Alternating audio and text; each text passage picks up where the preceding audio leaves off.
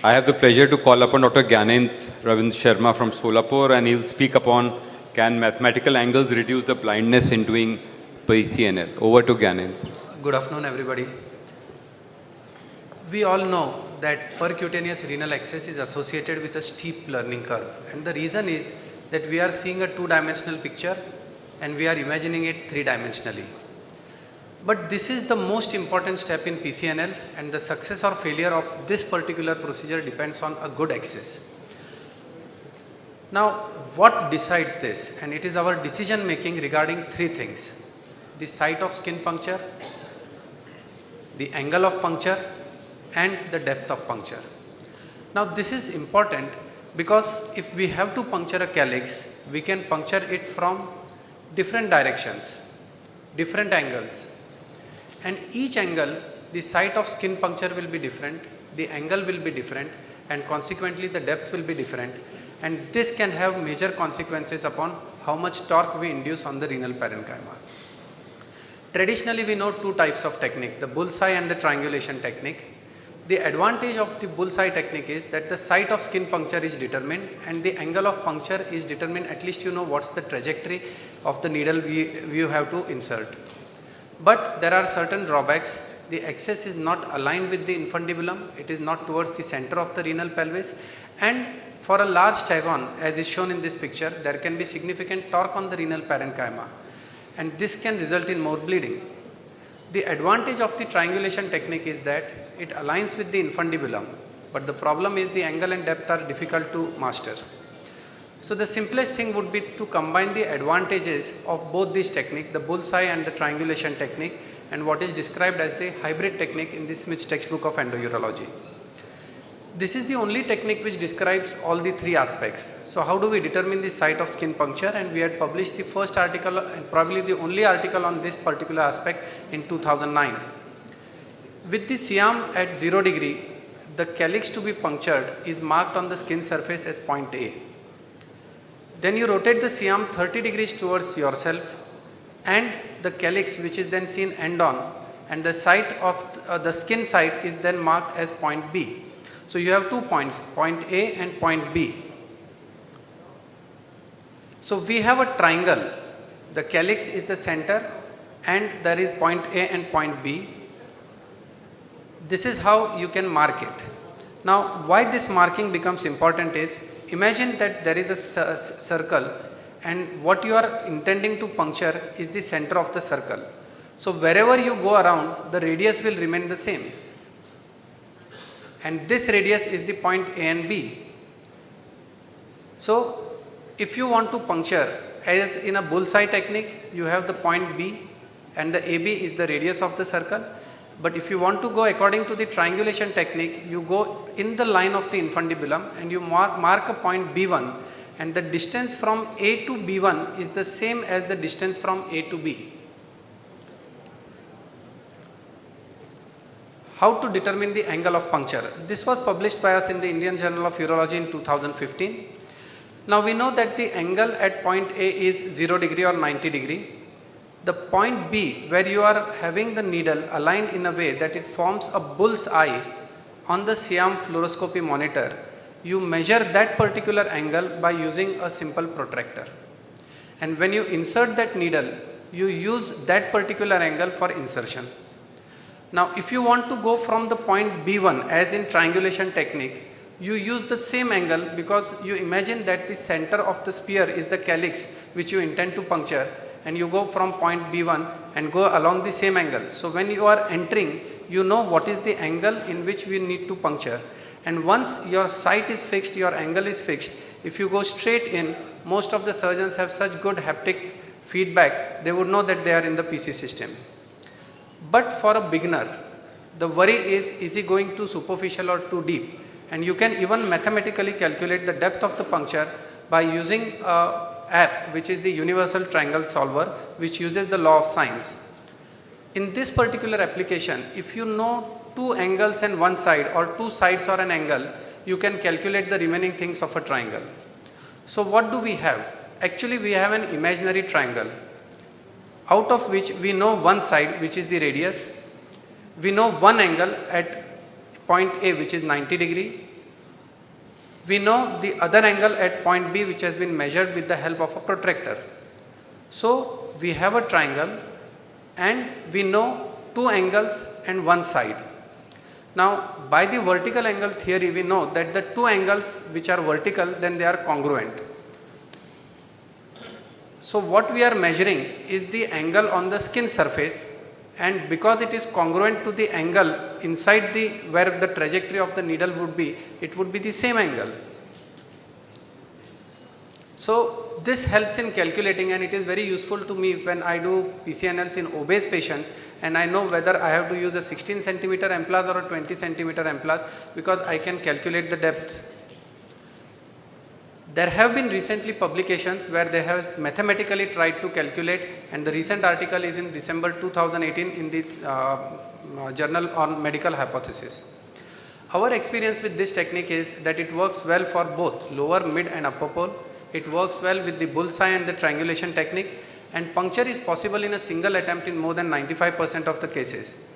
We have calculated the difference between the depth and the actual depth, the calculated depth and the actual depth, and it has been only 0 to 3 millimeters. But there are certain important things that we need to remember. The measurement of the site of skin puncture and the angle to be made should be done in the same phase of respiration. We do it at end expiration. I take the help of my anesthetist to see the angle on the protractor, because to maintain the needle as a bullseye and maintain the protractor horizontal to the operating table and then trying to look at the angle, you are likely to move the needle, and this can cause a discrepancy of few degrees. And with experience, depth need not be calculated, because you know the trajectory of the needle and you know that you have entered into the system. So in conclusion, the hybrid technique describes the three most important things needed for a fluoroscopy guided puncture: the site of skin puncture, the angle of puncture, and the depth of puncture. It relies on very simple tools, and I feel it might be associated with less fluoroscopy time, especially during the learning curve, and may consequently, because you know the site, angle and depth of puncture, decrease the learning curve. I would just show a 1-minute clip describing this technique. This is a large radio-opaque calculus at the PUJ and a radiolucent calculus filling the entire pelvis and lower pole. The posterior calyx is decided to be punctured. This is the posterior calyx, and this is the point A, which is marked with the C-arm at 0 degree. Then the C-arm is rotated 30 degrees towards the surgeon, and the point B is marked on the skin surface with the needle, with the eye of the needle technique or the bullseye technique, and the angle is measured using the protractor. And using this angle, the needle is then inserted.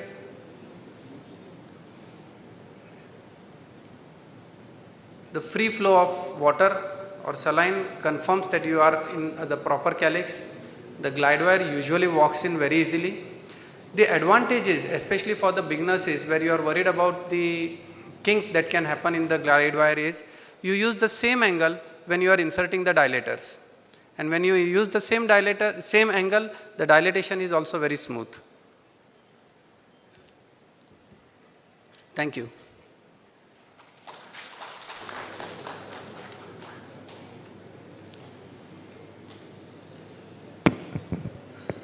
Yeah, Aditya. Sir, I just had a query. Like all the time we are saying we are turning C-arm 30 degree.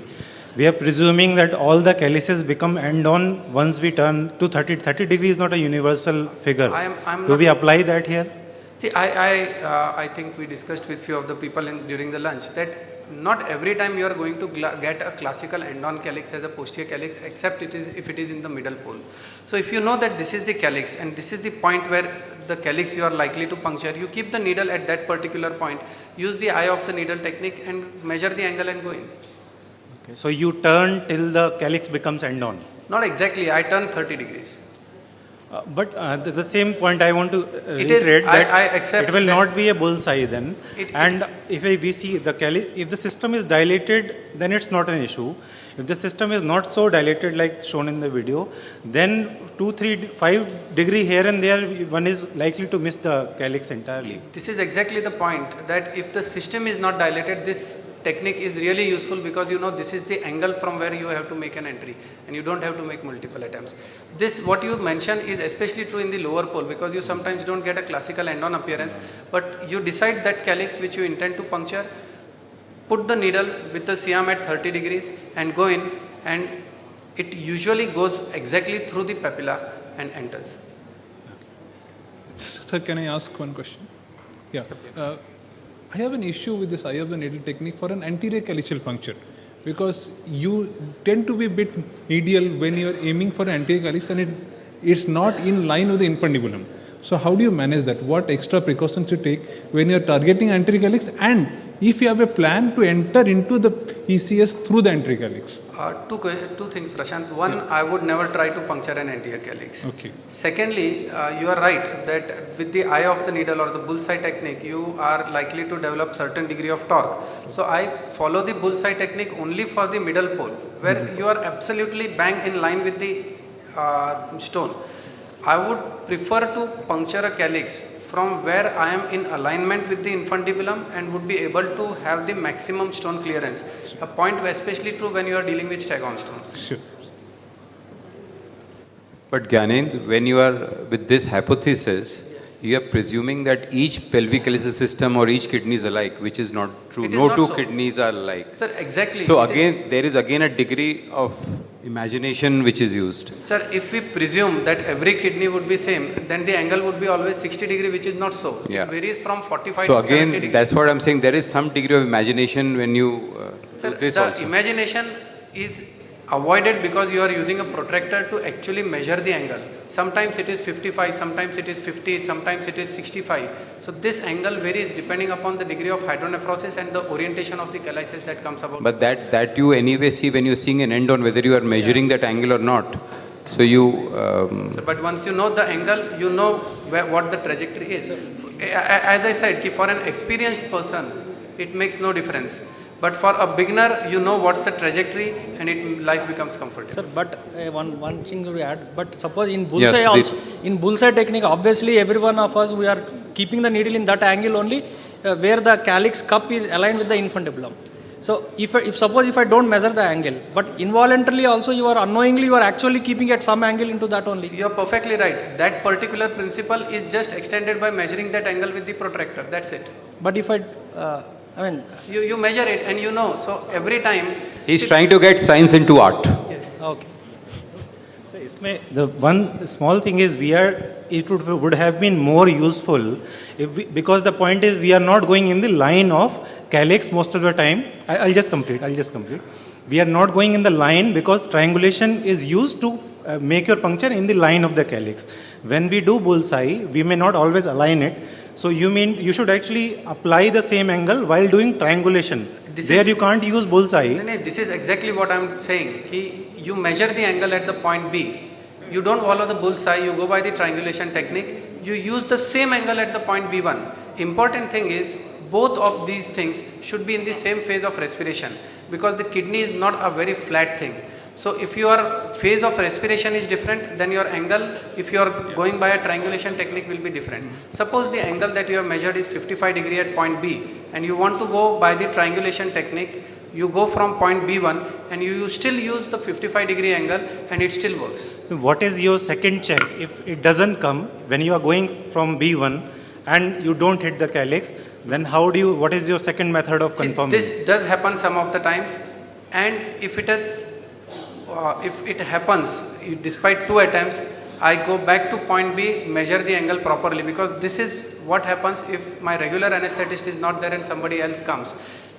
The person who checks the angle, that's why I said somebody else should look at the angle, because you're trying to maintain the protractor in the horizontal line, maintain the needle, and then looking at the angle, you are likely to have some deviation. Like morning. I think we really got to move on. Just last point, because I am saying why we don't move C-arm craniocaudal. If you are above the calyx, needle will move in one direction. If you are below, in another direction. So that could be a second check. Rotating of C-arm to measure the depth is a standard thing.